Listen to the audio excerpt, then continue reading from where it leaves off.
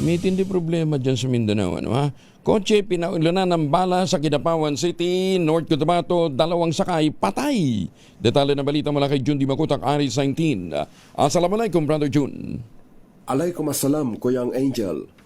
Isang kotse ang pinaulanan ng bala sa bahagi ng Puruksay sa Barangay Lanao, Kidapawan City.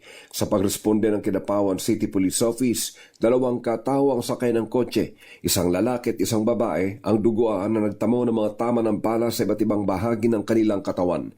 Dineklarang dead on the spot ang lalaki na nakaupo sa driver's seat habang may pulso pang babae na agarang dinala sa pinakamalapit na ospital, subalit dineklara ring dead on arrival.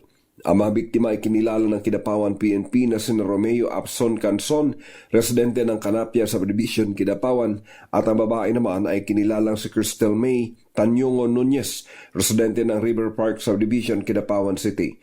Batay sa resulta ng inisyal na investigasyon ng kapulisan, pinabaybay ng isang Mitsubishi Mirage patungo sa direksyon ng Barangay Balindong kung saan lulan ang 2 biktima.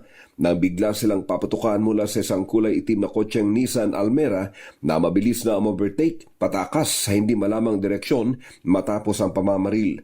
Ongoing ang investigasyon ng PNP sa kung ano ang motibo at identity ng suspect at ng sasakyang ginamit. Mula sa Central Mindanao, RH19, Jun Di Makutak, DZRH, una sa Pilipinas, una sa Pilipino. Daghang salamat, Jun.